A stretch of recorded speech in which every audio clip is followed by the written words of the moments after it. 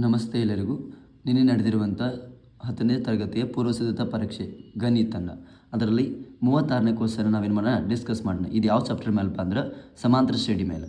ನಾವು ಮೊದಲು English question ಓದೋಣ, ಆಮೇಲೆ ಕನ್ನಡ ಓದೋಣ. ಯಾಕಂದರೆ ಇಂಗ್ಲೀಷ್ ಮೀಡಿಯಮ್ದವ್ರಿಗೂ ಹೆಲ್ಪ್ ಆಗಲಿ ಅನ್ನೋ ಕಾರಣಕ್ಕಾಗಿ ನಾವೇನು ಮಾಡಿವಿ ಇಂಗ್ಲೀಷ್ ಕ್ವಶನ್ ಕೂಡ ಬರ್ದಿದ್ದೀವಿ. ನೋಡಿರಿ ಕ್ವಶನ್ ಓದೋಣ. If the sum of first nth term of an arithmetic progression is 5n minus n square, then write the arithmetic progression. Find the 21st term and also find the sum of first 20 terms of the progression. ಈಗ ಕನ್ನಡ ಓದೋಣ ನೋಡ್ರಿ. ಏನೈತಿ, ಒಂದು ಸಮಾಂತರ ಶ್ರೇಣಿಯ ಮೊದಲ n ಪದಗಳ ಮೊತ್ತ 5n minus n square. ಹಾಗಾದರೆ ಸಮಾಂತರ ಶ್ರೇಣಿಯನ್ನು ಬರೆಯಿರಿ. ಶ್ರೇಣಿಯ 21ನೇ ಪದವನ್ನು ಕಂಡುಹಿಡಿಯಿರಿ. ಹಾಗೂ 21ನೇ ಪದಗಳವರೆಗಿನ ಮೊತ್ತವನ್ನು ಕಂಡುಹಿಡಿಯಿರಿ ಅಂತ ಹೇಳಿದ್ದಾರೆ. ಹಾಗಾದ್ರೆ ಕ್ವಶನ್ ಅರ್ಥ ಆಗಿಲ್ಲ ಅಂತ ಏನು ಮಾಡಬಾರ್ದು, ಸ್ಕಿಪ್ ಮಾಡಬಾರ್ದು, ಸಮಾಧಾನಲ್ಲೇ ಓದಬೇಕು. ಯಾಕಂದರೆ ಇಲ್ಲಿ 4 ಮಾರ್ಕ್ಸ್ ಕ್ವಶನ್ ಸ್ವಲ್ಪ ನಮಗೆ ಏನು ಮಾಡ್ತಾರೆ, ಟ್ವಿಸ್ಟ್ ಮಾಡಿರ್ತಾರೆ. ಅದಕ್ಕಾಗಿ ಸಮಾಧಾನಲ್ಲೇ ಓದೋಣ. ಈಗಿನೊಂದು ಸಾರಿ ಓದಿ ನೋಡ್ರಿ. ಏನು ಕೊಟ್ಟಾರವರ, ಒಂದು ಸಮಾಂತರ ಶ್ರೇಣಿ n ಪದಗಳವರೆಗಿನ n ಪದಗಳ ಮೊತ್ತ 5n minus n square. ಅದನ್ನು ಮೊದಲು ಬರ್ಕೊಂಡು ಏನು ಕೊಟ್ಟಾರ, n ಪದಗಳವರೆಗಿನ ಮೊತ್ತ ಅಂದ್ರೆ ಏನು, SN is equal to 5n minus n square. ನಿಮ್ಮೆಲ್ಲರಿಗೂ ಗೊತ್ತಾಯ್ತು, ಪದಗಳವರೆಗಿನ ಮೊತ್ತ ಅಂದರೆ SN ತೊಗೋಬೇಕು, ಪದ ಅಂದ್ರೆ AN ತೊಗೋಬೇಕು. ಹಾಗಾದ್ರೆ ಇಂಗ್ಲೀಷ್ ನೋಡ್ರಿ, the sum of the first nth term of arithmetic progression is 5n minus n square ಕೊಟ್ಟಾರ. ಹಂಗಾರೆ ಮೊದಲು ಏನು ಮಾಡ್ಕೊಂಡು ನಾನು SN is equal to 5n minus n square. ಇದನ್ನು ಕೊಟ್ಟು ಏನು ಬರೆಯಕ್ಕೆ ಹೇಳಿರಿ ನಿಮಗೆ ಅವರ, ಸಮಾಂತರ ಶ್ರೇಣಿನ ಬರೆಯಕ್ಕೆ ಹೇಳಿದ್ದಾರೆ. ಹಾಗಿದ್ರೆ ಸಮಾಂತರ ಶ್ರೇಣಿನ ಹೆಂಗೆ ಬರೀತೀರಿ ನೀವು ನೋಡ್ರಿ, a plus D, a plus 2d ಈ ರೀತಿಯಾಗಿ ಏನು ಮಾಡ್ತೀರಿ, ಸಮಾಂತರ ಶ್ರೇಣಿನ ಬರಿತೀರಿ. ಹಾಗಾದ್ರೆ ಈ ರೀತಿ ಬರೀಬೇಕಂದ್ರೆ ನನಗೆ ಏನು ಬೇಕು, ಮೊದಲನೇ ಪದ ಬೇಕು, ಎ ಅಂದ್ರೆ ಏನ ಮೊದಲನೇ ಪದ, ಡಿ ಬೇಕು, ಡಿ ಅಂದ್ರೆ ಏನ ಸಾಮಾನ್ಯ ವ್ಯತ್ಯಾಸ. ಹಾಗಾದ್ರೆ ಫಸ್ಟ್ ಟರ್ಮ್ ಬೇಕು ನನಗೆ, ಆಮೇಲೆ ಸಾಮಾನ್ಯ ವ್ಯತ್ಯಾಸ ಬೇಕು. ಹಾಗಾದ್ರೆ ಮೊದಲು ಏನು ಮಾಡೋಣ, ಎ ಮತ್ತು ಸಾಮಾನ್ಯ ವ್ಯತ್ಯಾಸವನ್ನು ಕಂಡುಹಿಡಿ. ಯಾವ ರೀತಿ ಕಂಡುಹಿಡಿಯೋಣ ಇವಾಗ ನಿಮ್ಗೆ ನೋಡ್ರಿ, ಇಲ್ಲಿ SN ಕೊಟ್ಟಾರ. SN is equal to 5n minus n square. ಇದಕ್ಕೆ ಏನು ಮಾಡೋಣ ಅಂದ್ರೆ ನಾವು ಮೊದಲನೇದಾಗಿ 1 ಹಾಕೋಣ, n ಈಸ್ ಈಕ್ವಲ್ ಟು 1 ಹಾಕಿ ನೋಡೋಣ. ಹಾಗಾದ್ರೆ ಅವಾಗ ಏನು ಬರುತ್ತೆ ನೋಡ್ರಿ, SN is equal to 5, n ಅಂದರೆ ಎಷ್ಟೈತಿ 1 ಐತಿ, ಮೈನಸ್ 1 ಸ್ಕ್ವೇರ್. ಅವಾಗ ಏನಾಗುತ್ತೆ, 5 1 5 ಮೈನಸ್ 1 ವರ್ಗ ಎಷ್ಟ, 1 ಸ್ಕ್ವೇರ 1. ಹಾಗಿದ್ರೆ 5 1 ಕಳೆದ್ರೆ 4 ಬರುತ್ತೆ. ನನಗೇನು ಬತ್ತೀಗ SN ಈಸ್ ಈಕ್ವಲ್ ಟು 4 ಬಂದೈತಿ. ಈ SN ಅಂದ್ರೆ ಒಂದು, ಮೊದಲನೇ ಪದ ಅಂದ್ರೆ ಒಂದು, 2 1 ಇವು. ಈಗ ನನಗೇನು ಬಂದೈತಿ, A1 ಬಂದೈತಿ. ಈಗ ಏನು ಮಾಡೋಣ ನಾವು S2 ಕಂಡುಹಿಡಿಯೋಣ. S2 ಅಂದ್ರೆ ಏನು, 2 ಪದಗಳವರೆಗಿನ ಮೊತ್ತ. ಹಾಗಿದ್ರೆ n ಜಾಗದಾಗ ಈಗ ಏನು ಮಾಡೋಕೆ ನಾವು 2 ಪುಟ್ ಮಾಡಬೇಕು. ಈಗ ನೋಡ್ರಿ, 5 ಇಂಟು ಇದಾಗ ನಾವು 1 ತುಂಬಿದ್ದೀವಿ. ಈಗ ಏನು ಮಾಡೋಣ, 2 ಹಾಕೋಣ, 2 ಮೈನಸ್ 2 ಸ್ಕ್ವೇರ್. ಈಗ ಗುಣಿಸ್ರಿ, 5 2 10 ಮೈನಸ್ 2 ವರ್ಗ ಅಷ್ಟ 4 ಬರ್ತೈತಿ. ಹಂಗಾದ್ರೆ 10ರಾಗ 4 ಎಷ್ಟು ಬರುತ್ತೆ ಅನ್ಸರ್, ನನಗೆ 6 ಬರ್ತೈತಿ.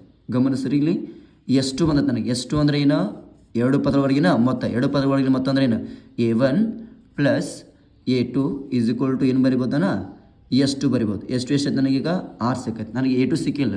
ನಾವೇನು ಮಾಡ್ಬೇಕೀಗ, A2 ಕಂಡುಹಿಡಿಬೇಕು. ಹೆಂಗೆ ಕಂಡುಹಿಡಿದು A2, ಇದ್ರಾಗ ಹಾಕಿ ತುಂಬ್ರಿ. A1 ಎಷ್ಟು ಬಂದೈತೆ ನನಗೆ, ಈಗ 4 ಬಂದೈತೆ. ಈ A1 ವ್ಯಾಲ್ಯೂ ಏನು ಮಾಡ್ತಾನೆ, ನನಗೆ 4 ಪುಟ್ ಮಾಡ್ತೇನೆ. A2 ಎಷ್ಟು ಬಂದೈತೆ ನನಗೆ ಗೊತ್ತಿಲ್ಲ, A2 ಕಂಡುಹಿಡಿಬೇಕು ನನಗೆ. A2 ಈಸ್ ಈಕ್ವಲ್ ಟು ಎಷ್ಟೈತಿ 6 ಐತಿ. ಹಾಗಾದ್ರೆ ನಿಮಗೆ ಗೊತ್ತೈತಿ, ಎಡಗಡೆ ಇರುವಂಥ ಸಂಖ್ಯೆನ ಬಲಗಡೆ ತೊಗೊಂಡು ಹೋದ್ರೆ ಏನಾಗುತ್ತೆ, ಮೈನಸ್ ಆಗುತ್ತೆ. A2 is equal to 6 minus 4. ಹಾಗಿದ್ರೆ A2 ಎಷ್ಟು ಬರುತ್ತೆ ನೋಡ್ರಿ, ಈಗ 6 4 ಆದರೆ ಎಷ್ಟು ಬರುತ್ತೆ, 2 ಬರುತ್ತೆ. ಹಂಗಾರೆ ನನಗೆ A2 ಸಿಕ್ತು, 2 ಬಂದೈತೆ. ನೋಡ್ರಿ, ಈಗ A1 ಬಂದೈತಿ, A2 ಕಂಡುಹಿಡಿದೆ ನನಗೆ. ಹಾಗಾದ್ರೆ ಈಗ ಏನು ಕಂಡುಹಿಡಿಬೇಕು, ನನ್ನ ಸಾಮಾನ್ಯ ವ್ಯತ್ಯಾಸ ಕಂಡುಹಿಡಿಬೇಕು. ಸಾಮಾನ್ಯ ವ್ಯತ್ಯಾಸ ಕಂಡುಹಿಡಿಬೇಕಾದ್ರೆ ಫಾರ್ಮುಲಾ ಏನೈತಿ ನಿಮ್ಗೆ ಗೊತ್ತೈತಿ ಎಲ್ಲರೂ, ಎರಡನೇ ಪದದೊಳಗೆ ಹಿಂದಿನ ಪದವನ್ನು ಕಳಿಬೇಕು, ಅಥವಾ ಮುಂದಿನ ಪದದೊಳಗೆ ಹಿಂದಿನ ಪದವನ್ನು ನಾವು ಮೈನಸ್ ಮಾಡಬೇಕು. ಹಾಗಿದ್ರೆ ಏನು formula, D is equal to A2 minus A1 ಮಾಡಬೇಕು. ಹಾಗಾದ್ರೆ A2 ಎಷ್ಟೈತಿ ನೋಡ್ರಿ, 2 ಬಂದೈತಿ. A1 ಎಷ್ಟು ಬಂದೈತಿ, 4 ಬಂದೈತಿ. ಹಾಗಾದ್ರೆ D ಎಷ್ಟು ಬರುತ್ತೆ, 4 2 ಕಳೆದ್ರೆ 2 ಬರುತ್ತೆ. ಬಟ್ ಇಲ್ಲಿ ಚಿಹ್ನೆ ಗಮನಿಸ್ಬೇಕು ಚೆನ್ನಾಗಿ. ಯಾಕಂದ್ರೆ ದೊಡ್ಡ ಸಂಖ್ಯೆಯಿಂದ ಯಾವ ಚಿಹ್ನೆ ಇರುತ್ತಲ್ಲ ಅದೇ ಚಿಹ್ನೆ ನಾವು ಏನು ಮಾಡಬೇಕು, ಬಂದಂಥ ಆನ್ಸರ್ಗೆ ಇಡಬೇಕು. ಹಂಗಾರೆ D ಈಸ್ ಈಕ್ವಲ್ ಎಷ್ಟು ಬಂತು, ಈಗ ಮೈನಸ್ 2 ಬಂದೈತಿ, ಮೈನಸ್ 2 ಬಂದೈತಿ. ಹಾಗಿದ್ರೆ D ಸಿಕ್ಕೈತಿ ನನಗೆ, ಮೊದಲನೇ ಪದ ಸಿಕ್ಕೈತಿ. ಹಾಗಾದ್ರೆ ಈಸಾಗಿ ನಾ ಏನು ಮಾಡ್ಬೋದು, ಈಗ ಸಮಾಂತರ ಶ್ರೇಣಿಯನ್ನು ಬರಿಬೋದು. ಹಾಗಾದ್ರೆ ಸಮಾಂತರ ಶ್ರೇಣಿಯನ್ನು ಬರಿತೀನಿ ನೋಡ್ರಿ, ಗಮನಿಸ್ರಿ. ಸಮಾಂತರ ಶ್ರೇಣಿಯನ್ನು ಹೆಂಗೆ ಬರಿತೀನಿ, ಈಗ arithmetic progression AP is equal to A. ಮೊದಲನೇ ಪದ ಎಷ್ಟೈತಿ, 4 ಬಂದೈತಿ. ನಾನು ಮೊದಲನೇ ಪದ ಎಷ್ಟೈತಿ, 4 ಐತಿ. ಎರಡನೇ ಪದ ಹೆಂಗೆ, A ಪ್ಲಸ್ D. A ಎಷ್ಟೈತಿ, 4 ಐತಿ, ಪ್ಲಸ್ D ಎಷ್ಟು ಬಂದೈತಿ ನನಗೆ, ಮೈನಸ್ 2 ಬಂದೈತಿ. Next A plus 2D. A ಎಷ್ಟೈತಿ, 4 ಬಂದೈತಿ, 4 ಪ್ಲಸ್ 2 ಗುಣಿಸು ಡಿ ಎಷ್ಟೈತೆ ನನಗೆ -2 ಬಂದೈತಿ. ಇದು ಸಿಂಪ್ಲಿಫೈ ಮಾಡಿರಿ. ಮೊದಲು 4 has it is plus minus 2 ಬರುತ್ತೆ. 4ರಾಗ 2 ಕಳೆದ್ರೆ ಎಷ್ಟು ಬರುತ್ತೆ ಆನ್ಸರ 2 ಬರುತ್ತೆ. ಹಂಗಾರೆ ಮೊದಲನೇ ಪದ 4 ಆಕತಿ, ಎರಡನೇ ಪದ 2 ಆಗತ್ತೆ. ಮೂರನೇ ಪದ ನೋಡ್ರಿ ಏನಾಗುತ್ತೆ, 4 has it is plus minus ಏನಾಗತಿ, ಮೈನಸ್ ಆಗತಿ, ಪ್ಲಸ್ ಮೈನಸ್ 2 2 4. 4 ಕಡೆ ಎಷ್ಟು ಬರುತ್ತೆ ಆನ್ಸರ್ 0 ಬರ್ತೈತೆ. ಹಂಗಾದ್ರೆ ಏನು ಬರ್ತದೆ ಈಗ ನನಗೆ A1 A2 A3 ಏನು ಬಂದೈತಿ ಈಗ ನೋಡಿ. ಮೊದಲನೇ ಪದ ಎಷ್ಟು ಬಂದೈತಿ 4 ಬಂದೈತಿ, ಎರಡನೇ ಪದ 2 ಬಂದೈತಿ, ಮೂರನೇ ಪದ 0 ಬಂದೈತಿ. ಹಾಗಾದ್ರೆ ನಾವು ಸಮಾಂತರ ಶ್ರೇಣಿಯನ್ನು ಯಾವ ರೀತಿ ಬರಿಬೋದು, 4 2 0 ಬರಿಬೋದು. ಹಾಗಾದ್ರೆ ಯಾವಾಗಲೂ ಆದರೂ ನೀವು ಸಮಾಂತರ ಶ್ರೇಣಿ ಬರಿಬೇಕಾದಾಗ ಕರೆಕ್ಟಾಗಿ ಕ್ವಶನ್ಸನ್ನು ಮೊದಲು ಏನು ಮಾಡಬೇಕು, ಒಂದು ಸಲ ಬಿಟ್ಟು 2 ಸಲ ಓದಬೇಕು. ಅದಾದಮೇಲೆ ಒಂದು ವೇಳೆ ಅರ್ಥ ಆಗ್ಲಿಕ್ಕಂದ್ರೆ ಇನ್ನೊಂದು ಸಲ ಏನು ಮಾಡಿರಿ ಓದ್ರಿ. ಒಂದು ವೇಳೆ ಅರ್ಥ ಆಗಲಿಲ್ಲಪ್ಪ ಅಂದ್ರೆ ಕ್ವಶನನ್ನು ಏನು ಮಾಡಿದ್ರೆ ಡಿವೈಡ್ ಮಾಡ್ಕೊತ ಹೋದ್ರಿ. ಹೌದಾ? ಹಾಗಿದ್ರೆ ನಿಮಗೆ ಏನು ಬರ್ತೈತೆ ಕ್ವಶನ ತಾನಾಗಿ ಆಮೇಲೆ ಸಾಲ್ವ್ ಮಾಡೋಕೆ ಬರ್ತೈತೆ. ನೆಕ್ಸ್ಟ್ ನೋಡ್ರಿ ಏನು ಕೇಳಿದ್ರೆ ನಿಮ್ಗೆ ಶ್ರೇಣಿಯ 21ನೇ ಪದವನ್ನು ಕಂಡುಹಿಡಿಬೇಕಂತೇಳಿ. ಅಂದ್ರೆ then the write the arithmetic progression find the 21st term ಅಂತ ಕೇಳ್ಯಾರ. 21ನೇ ಪದ ಅಂದಾರ ಅವರು, ಟರ್ಮ್ ಅಂತ ಹೇಳ್ಯಾರ, ಸಮ್ ಆಫ್ ಅಂತ ಹೇಳಿಲ್ಲ. ಹಾಗಿದ್ರೆ ಏನು ಬರಿಬೋದು ಅಂದ್ರೆ 21ನೇ ಪದ ಅಂದ್ರೆ ಏನು A21. A21 ಅಂದ್ರೆ ಹೆಂಗೆ ಬರಿತೀವಿ ನಾವು, A + 20D. ಇದೆಲ್ಲರೂ ಗೊತ್ತೈತಿ. ಹೌದಾ? ಇದೇನಪ್ಪ ಅಂದರೆ ಸಾಮಾನ್ಯ ರೂಪ. ಇದು ಸಮಾಂತರ ಶ್ರೇಣಿಯ ಸಾಮಾನ್ಯ ರೂಪ. ಈ ರೀತಿ ಬರಿತೀವಿ ನಾವು. 21ನೇ ಪದವನ್ನು ಯಾವ ರೀತಿ ಬರಿತೀವಿ, A + 20D. A ಎಷ್ಟೈತಿ 4 ಐತಿ, ಪ್ಲಸ್ 20 ಡಿ ಎಷ್ಟು ಬಂದೈತೆ ನನಗೆ ಮೈನಸ್ ಎಷ್ಟು ಬಂದೈತೆ ನೋಡ್ರಿ, ಇಲ್ಲಿ 2 ಬಂದೈತೆ. ಹಂಗಾರೆ -2. 4 has it is plus minus 22 40. ಹಂಗಾದ್ರೆ 4 ಕಲಕ್ಕೆ ಬರೋಂಗಿಲ್ಲ. 40ರಾಗ 4 ಕಲರ್ ಎಷ್ಟು ಬರುತ್ತೆ ಅಂದ್ರೆ ನನಗೆ 36 ಬರ್ತೈತೆ. ಬಟ್ ಗಮನಿಸಬೇಕು, ಇಲ್ಲಿ ದೊಡ್ಡ ಚಿಹ್ನೆ ಯಾವುದೈತಿ ಮೈನಸ್ ಐತಿ, ಮೈನಸ್ ಇಡಲೇಬೇಕು. ಚಿಹ್ನೆಗಳನ್ನ ಯಾವತ್ತೂ ಮಿಸ್ ಮಾಡೋಕೆ ಹೋಗ್ಬೇಡ್ರಿ, ಇಲ್ಲಾಂದ್ರೆ ಮಾರ್ಕ್ಸ್ ಹೋಗುತ್ತೆ. ಅಲ್ಲೇ ಮಾರ್ಕ್ಸ್ ಏನು ಮಾಡ್ತೀವಿ ನೀವು ಕಳ್ಕೊತೀವಿ. ನೆಕ್ಸ್ಟ್ ಮತ್ತೇನು ಹೇಳಿದಾರೆ ಅವರು, ಅದಾದ್ಮೇಲೆ 21ನೇ ಪದದವರೆಗಿನ ಮೊತ್ತವನ್ನು ಕಂಡಿದ್ದಾರೆ. ಅಂದ್ರೆ ಸಮ್ ಆಫ್ ಫಸ್ಟ್ 20 ಟರ್ಮ್ ಅಂತ ಹೇಳ್ಯಾರ. ಹಂಗಾದ್ರೆ ಅದನ್ನ ಹಿಂಗೆ ಬರಿತೀವಿ, ಟರ್ಮ್ ಅಂದ್ರೆ ಸಮ್ ಆಫ್ ಟರ್ಮ್ ಅಂದ್ರೆ SN ಬರುತ್ತೆ, S21. ಹಂಗಾರೆ S21 ಫಾರ್ಮುಲಾ ಏನಂತ ನಿಮ್ಗೆ ಗೊತ್ತಿತ್ತು ಎಲ್ಲರಿಗೂ, n/2 2a plus n - 1 × d. ಹಾಗಿದ್ರೆ ಯಾವ ರೀತಿ ಬರೀದು ನೋಡ್ರಿ, ಈಗ n/2 ಅಂದರೆ n ಎಷ್ಟೈತೆ ನನಗೆ 21 ಐತಿ. 21 divided by 2. 2 has it is A ಎಷ್ಟೈತಿ 4 ಬಂದೈತಿ, 4 ಪ್ಲಸ್ n ಎಷ್ಟೈತಿ, ಎಷ್ಟನೇ ಪದ ಕಂಡಿಡ್ಬೇಕು ನಾವು 21ನೇ ಪದ, ಅದಕ್ಕಾಗಿ n ಏನ 21 -1. ಡಿ ಎಷ್ಟೈತಿ -2 ಐತಿ. ಮುಗಿದು ಈಗ ಏನು ಮಾಡಿರಿ, ಸಾಲ್ವ್ ಮಾಡಿ. ಈಗ 21 2ರಲ್ಲೇ ಭಾಗ ಹೋಗೋದಿಲ್ಲ. ಭಾಗ ಹೋಗ್ಲಿಕ್ಕಂದ್ರೆ ಅದೇ ರೀತಿ ಇಟ್ಬಿಟ್ರೆ 21 ಡಿವೈಡ್ ಬೈ 2 2 4 8 ಪ್ಲಸ್ 21 1 ಕಳೆದ್ರೆ 20 ಬರ್ತೈತಿ, ಮೈನಸ್ ಇಂಟು 2. ಈಗ ನೋಡಿರಿ ಏನಾಗುತ್ತೆ, 21 ಡಿವೈಡೆಡ್ ಬೈ 2 ಬ್ರಾಕೆಟ್ 8 ಪ್ಲಸ್, ಮೊದಲು ಪ್ಲಸ್ ಮಾಡಬಾರ್ದು, ಮೊದಲು ಗುಣಿಸ್ಕೋಬೇಕು. ಪ್ಲಸ್ ಮೈನಸ್ ಏನಾಗತಿ ಮೈನಸ್ ಆಗತ್ತೆ, ಪ್ಲಸ್ ಮೈನಸ್ ಆಗತಿ. 22 40 ನೋಡ್ರಿ. ಈಗ 21 ಡಿವೈಡೆಡ್ ಬೈ 2 ಬ್ರಾಕೆಟ್ ಅಂದ್ರೆ ಏನರ್ಥ, ಇಂಟು ಅಂದಂಗೆ ಅರ್ಥ. 40ರಾಗ 8 ಕಳೆದ್ರೆ ಎಷ್ಟು ಬರುತ್ತೆ 32, -32 ಬರ್ತೈತಿ. ಯಾಕಪ್ಪ ಅಂದ್ರೆ ದೊಡ್ಡ ಚಿಹ್ನೆ ಐತಿ, ಮೈನಸ್ ಐತಿ. ಈಗ ಕಡ್ತಾ ಹೊಡಿಯೋದು ನೋಡ್ರಿ, ಈಗ 2 1 ಎಷ್ಟು ಉಳಿದೈತಿ ಅಲ್ಲಿ 1 ಉಳಿದೈತಿ, 2 6 12. ಹಂಗಾರೆ ಮೈನಸ್ ಐತಿ, ಪ್ಲಸ್ ಮೈನಸ್ ಏನಾಗೈತಿ ಮೈನಸ್ ಆಗುತ್ತೆ. ಈಗ ಇದನ್ನು ಗುಣಿಸ್ರಿ, 21 ಇಂಟು 16, 16 1 16, 12 32, 32 1 33.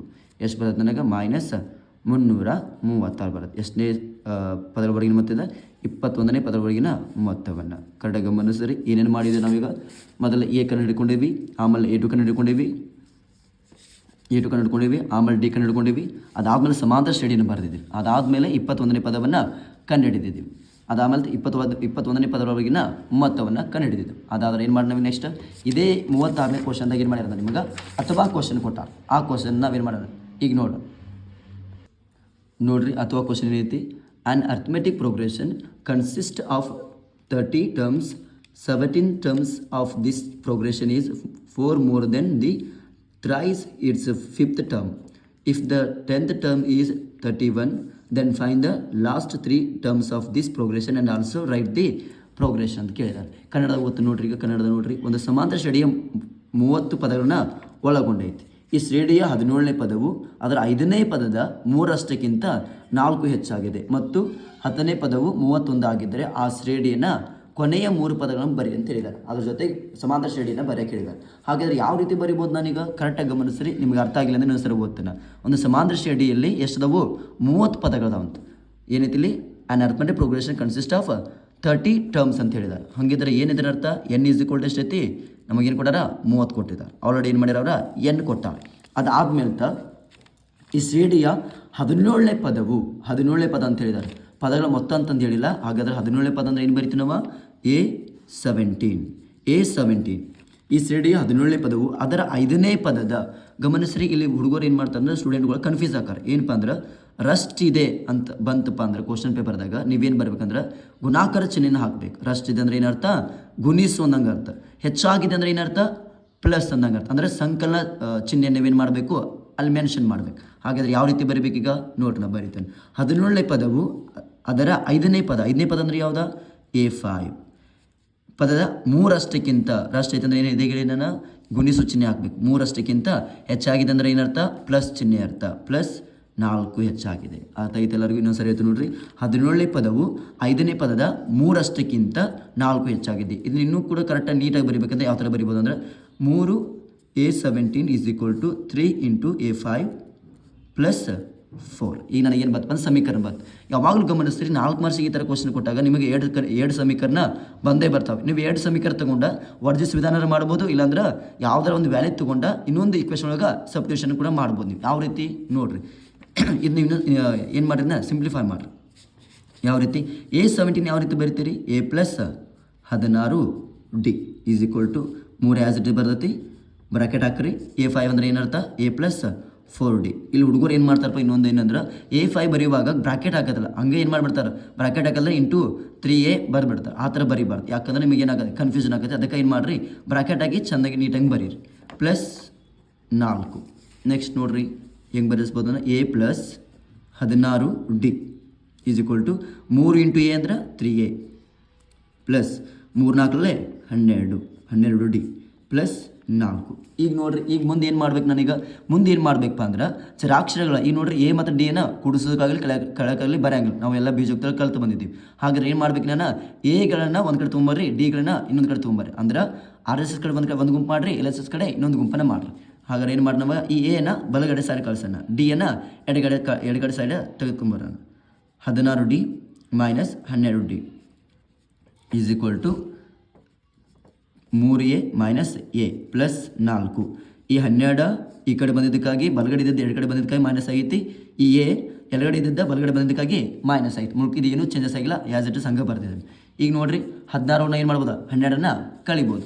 ಹಾಗಿದ್ರೆ 16 ಒಳಗೆ 12 ಕಳೆದ್ರೆ ಎಷ್ಟು ಬರುತ್ತೆ 4D ಬರ್ತೈತೆ. 3 ಒಳಗೆ 1 ಹೋದ್ರೆ 2 ಬರುತ್ತೆ 2A +4.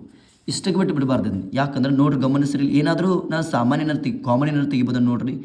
4 2 4 ಈ 3 ಪದಗಳ ಯಾವ್ದಾರ ಒಂದು ಮಗೆ ಆಗದಾವ. ಹಾಂ 2ರ ಮಗೆ ಆಗದಾವ. 4 2ರ ಮಗೆ ಐತಿ, 2 2ರ ಮಗೆ ಐತಿ, 4 2ರ ಮಗೆ ಐತಿ. ಹಾಗಾದ್ರೆ ನಾನು ಏನು ಮಾಡ್ಬೋದು ಇಲ್ಲಿ 2 ಕಾಮನ್ ತೆಗಿಬೋದು. ಹಂಗಾರೆ ಏನು ಮಾಡ್ತಾನೆ ಈಗ ನಾನು 4D ಆ್ಯಸ್ ಇಟ್ ಇಸ್ ಬರಿತೀನು. ಇಲ್ಲಿ 2 ಕಾಮನ್ ತೆಗಿದ್ರೆ ಒಳಗೆ ಏನು ಉಳಿದೈತಿ, ನಾನು 2ಕ್ಕೆ ಏನು ಗುಣಿಸಿದ್ರೆ 2A ಬರುತ್ತೆ, A ಗುಣಿಸ್ಬೇಕು ನಾ ಈಗ. ಅಂದ್ರೆ 2 × A ಅಂದ್ರೆ 2A ಬರುತ್ತೆ. ನೆಕ್ಸ್ಟ್ ನಾ 2ಕ್ಕೆ ಏನು ಗುಣಿಸಿದ್ರೆ 4 ಬರ್ತೈತಿ, 2 2 4. ನೀವು ವಾಪಸ್ ಇದನ್ನು ಗುಣಿಸಿದಾಗ ನಿಮಗೆ ಇದೇ ಆನ್ಸರ್ ಬರಬೇಕು.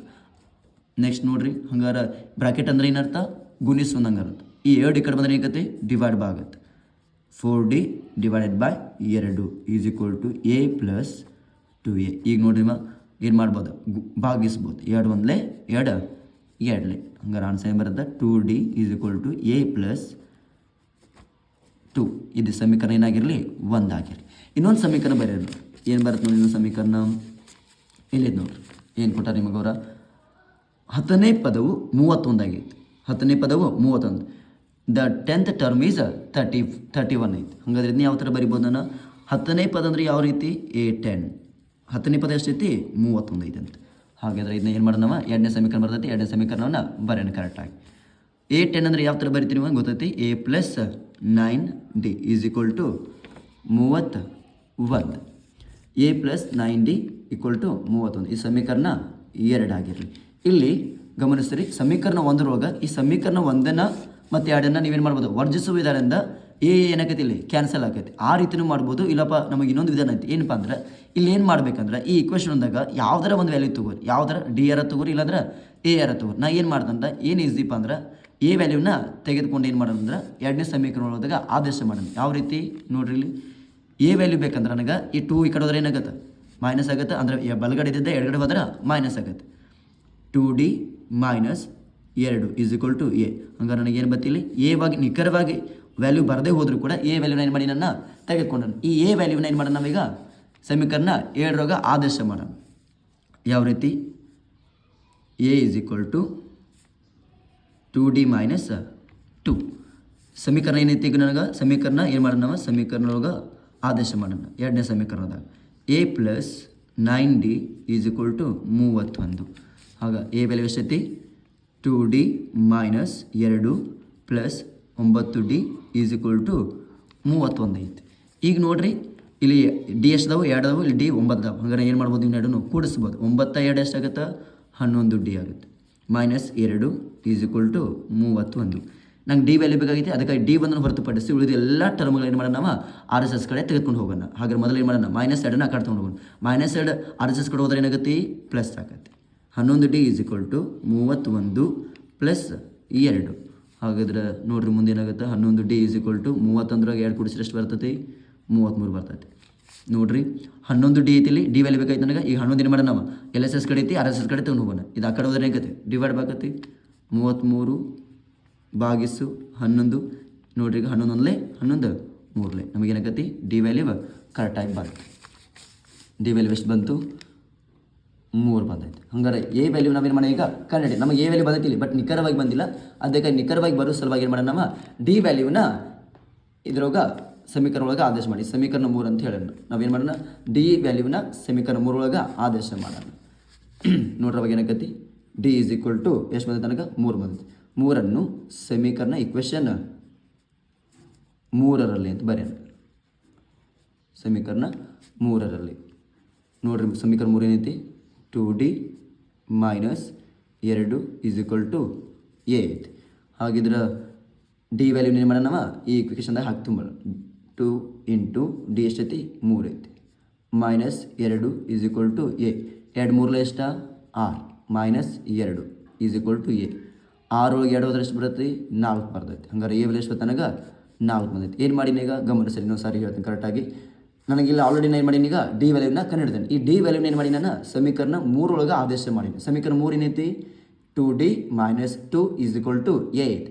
ಇದ್ರೂ ನಾನು ಡಿ ವ್ಯಾಲ್ಯೂನ ಆದೇಶ ಮಾಡಿದಾಗ ಏನಾಗೈತಿ ನೋಡ್ರಿ 2 × ಡಿ ಏನೈತಿ 3 ಐತಿ ಮೈನಸ್ 2 = ಎ. 2 3 6 minus 2 = A. 6 ಒಳಗೆ 2 ಹೋದ್ರೆ ಎಷ್ಟು ಬರುತ್ತೆ 4 ಬರುತ್ತೆ. ಹಂಗಾರೆ ನನಗೆ ಏನು ಬಂತು ಎ ವ್ಯಾಲ್ಯೂ ಸಿಕ್ಕೈತೆ, ನನಗೆ ಇಲ್ಲಿ ಡಿ ವ್ಯಾಲ್ಯೂ ಸಿಕ್ಕೈತಿ.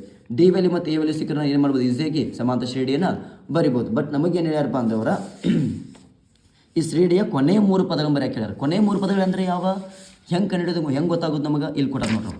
n = ಎಷ್ಟು ಕೊಟ್ಟಾರ 30 ಕೊಟ್ಟಾರ. ಹಂಗಿದ್ರೆ ಈ ಸಮಾಂತರ ಶ್ರೇಣಿ ಒಳಗೆ 30 ಪದಗಳದಾವೆ. ಹಂಗಾರೆ 30 ಪದಗಳಿದ್ದು ಅಂದ್ರೆ ಕೊನೆಯ 3 ಪದಗಳು ಯಾವ್ಯಾವ ಕೊನೆಯ 3 ಪದಗಳು ಯಾವ್ಯಾವ 28 29 ಮತ್ತು 30. ಗಮನಿಸ್ರಿ ನನ್ನ ಜೊತೆ ಏನು ಮಾಡಿ ನೀವು ಈಗ ಸಾಲ್ವ್ ಮಾಡ್ಕೊತ ಹೋಗ್ರಿ. 828 ಕಂಡುಹಿಡಿಯೋಣ ಮೊದಲು. 828 ಹೆಂಗೆ ಬರಿತೀವಿ ನಾವು a + 27 ಡಿ. ಇದು ನಿಮಗೆ ಏನಾದರೂ ಬರೆಯೋಕೆ ಗೊತ್ತಾಗ್ತಾಯಿಲ್ಲಪ್ಪ ಅಂದ್ರೆ ಸಾಮಾನ್ಯ ರೂಪವನ್ನು ನೀವೇನು ಮಾಡಿದ್ರೆ ಇಲ್ಲಿ ಏನು ಕೊಟ್ಟಿರ್ತಾರಲ್ಲ ಈ ಎನ್ ಒಳಗೆ ಒಂದು ಮೈನಸ್ ಮಾಡಿರಿ, ಅದನ್ನು ಡಿ ಎತ್ತಿಟ್ಬಿಡ್ರಿ. ಅಂದ್ರೆ 28 ಒಳಗೆ ಒಂದು ಕಳೆದ ಎಷ್ಟು ಬರುತ್ತೆ 27 ಬರುತ್ತೆ. a + 28 27 × D. ಹಾಗಾದ್ರೆ ನೋಡಿರಿ ಎ ಎಷ್ಟು ಬಂದೈತೆ ನನಗೀಗ ಇಲ್ಲಿ ಬಂದೈತೆ ನನಗೆ 4 ಬಂದೈತಿ. ಏನು ಮಾಡ್ತಾನೆ ಇಲ್ಲ ಆದೇಶ ಮಾಡ್ತಾರೆ 4 + 27 × ಡಿ ಎಷ್ಟೈತಿ 3 ಬಂದೈತಿ 3 ಇಡುತ್ತೆ. 4 + 27 3 ಎಷ್ಟು ಹೇಳ್ರಿ 81. ಹಂಗಿದ್ರೆ 81 + 4 ಎಷ್ಟು 85 ಬತ್ ನೋಡ್ರಿ ನಮಗೆ 828 ಎಷ್ಟು ಬಂತು ನನಗೆ 85 ಬಂತು. ಈ ಸಮಾಂತರ ಶ್ರೇಣಿ ಮೇಲೆ ಈಸಿ ಇರ್ತಾವೆ, ಸ್ವಲ್ಪ ಟ್ರಿಕ್ಕಿ ಇರ್ತಾವೆ. ನೀವೇನು ಮಾಡಬೇಕು ಅಂದ್ರೆ ಒಂದು ಸಲ ಬಿಟ್ಟು 2 ಸಲ ಕ್ವಶನ್ನ ಸಮಾಧಾನ ಓದಬೇಕು. ಕ್ವಶನ್ನ ಆದಷ್ಟು ಅರ್ಥ ಮಾಡ್ಕೋಕೆ ಟ್ರೈ ಮಾಡಬೇಕು. ಒಂದು ವೇಳೆ ಅರ್ಥ ಆಗತ್ತಿಲ್ಲ ಅಂದ್ರೆ ಕೊಟ್ಟಿದ್ದನ್ನು ಕರೆಕ್ಟಾಗಿ ನೀಟಾಗಿ ಬರೀರಿ. ಆಮೇಲೆ ತಾನೇ ಏನಾಗತ್ತೆ ಸಾಲ್ವ್ ಮಾಡ್ಕೋತ ಹೋಗ್ಬೋದು. ಈಗ ನಾ ಏನು ಮಾಡೀನಿ ಈಗ 28 ಕಂಡುಹಿಡಿದೆ. ನೀವೇನು ಮಾಡ್ರಪ್ಪ ಅಂದ್ರೆ ಹಂಗೆ 29 ಮತ್ತು 30 ಅಂದರೆ 29ನೇ ಪದವನ್ನು 30ನೇ ಪದವನ್ನು ಕಂಡುಹಿಡೀರಿ. ಕಮೆಂಟ್ ಮಾಡಿರಿ. Thank you.